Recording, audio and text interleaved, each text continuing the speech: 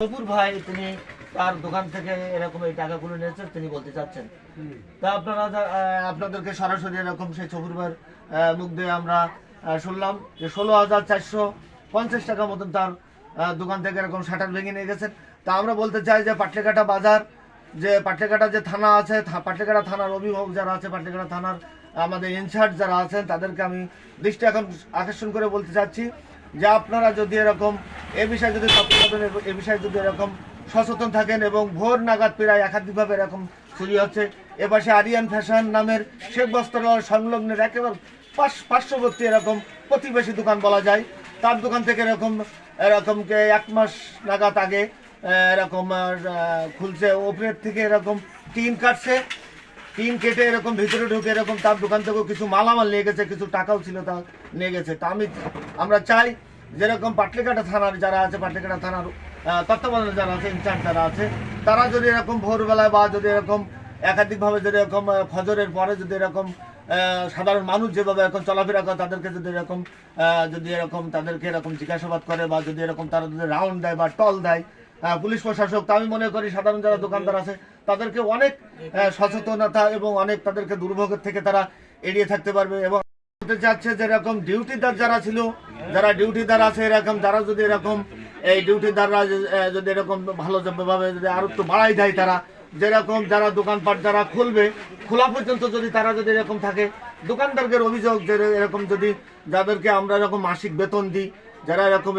যারা এখানে যারা ডিউটি করে, তারা যদি এরকম যদি আমরা দোকান খোলা নাগাদ তার 7টা 7:30 পর্যন্ত যদি তারা ডিউটি করে, তা আমার মনে হয় এই ধরনের দুর্ঘটনার থেকে অনেকটা এড়িয়ে যাওয়া সম্ভব হয়, দোকানদাররা বলতে চাচ্ছেন। তা আমি মনে করি এরকম এখানে এসে শেখ বস্ত্রালয়ের পাশে এরকম এসে আমরা আরও একটা জিনিস শুনতে পাই যে টাওয়ার রোডে নাইমুল হোসেন তার দোকান থেকে একই কায়দায় এই শেখ বস্ত্রালয় যেভাবে শাটার এরকম এক সাইডে এরকম ছাড়াইছে, ঠিক একই ক্যাটাগরিতে এরকম সেই 3 জন এরকম ভিডিও ফুটেজটা দেখা গেছে, 3 জন সেই 3 জন এরকম শেখ বস্ত্রালয় এরকম করছে। তাই একদিনই এরকম 2 জায়গায় যে দুর্ঘটনা, তাই মনে করি যদি থানা প্রশাসক এবং যারা ডিউটিদার তারা যদি এরকম যদি একটু 7টা বা 7:30 পর্যন্ত যদি তারা এরকম বাজার যদি ডিউটি করে, আমার মনে হয় এই দুর্ঘটনার থেকে অনেক দোকানদার এরকম এড়িয়ে চলে যেতে পারে। দেখতে পাচ্ছেন, দেখেন এই দৈনিক 71 বাংলার সরাসরি আপনাদেরকে লাইভে আমরা দেখানোর জন্য চেষ্টা করতেছি যে এই দেখেন এখান থেকে যে ছাড়ানো হয়েছে, এই ছাড়ানোর থেকে দেখেন এই মিস্ত্রি এসে এরকম কাজ করতেছে, ছড়াই ফেলছে, ছড়াই ফেলে এরকম এই ভিতরে ঢুকছে 2 জন আর 1 জন ছিল বাইরে, এরকম ঢুকে তার এরকম এই নগদ টাকা পয়সাগুলো এরকম নিয়ে গেছে, মিস্ত্রি কাজ করতেছে এখানে।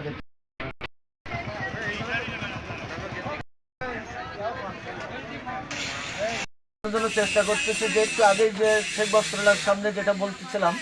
যে আরিয়ান ফ্যাশন, সেই আরিয়ান ফ্যাশনের যে পরিচালক আরিফুল হোসেনের কাছে সরাসরি আমরা তার মুখ থেকে শুনবো তার দোকান থেকে কিভাবে কিরকম টাকার মালামাল এরকম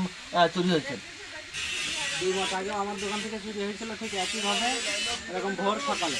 6টা বা 6:30টার দিকে আমার প্রায় এরকম 1 থেকে 1.5 লক্ষ টাকা চুরি হয়েছিল এবং কিছু ক্যাশে টাকাও ছিল। আমার যা মনে হয় প্রায় জায়গায় একই ধরনের চুরি হচ্ছে এবং তালা ভাঙতেছে না কারা, সবাই শাটার কেটে বা যেভাবে ঢোকা যায় তারা সেভাবে ঢুকে তাদের কাছে বিভিন্ন ব্যবসা সরঞ্জাম থাকে, যেরকম মনে হয় তারা বাজারের লোক দেখে মনে করবে যে তারা ব্যবসা করতে আসে, কিন্তু আসলে তারা একটা চোর গ্রুপ, তাদের হচ্ছে অনেক ভারী গ্রুপ, কয়েকজন লোক তারা আসে প্রতিনিয়তই, তারা এভাবে তাদের যে কার্যক্রম এভাবে অব্যাহত আছে বাজারে, তারা এভাবে দীর্ঘদিন যারা চুরি করতেছে বাজার বিভিন্ন জায়গায়, সে 5 তারিখের পর থেকে এভাবে চুরি হচ্ছে। আসলে আরিয়ান ফ্যাশন আরিফুল হোসেনের যে কথাগুলো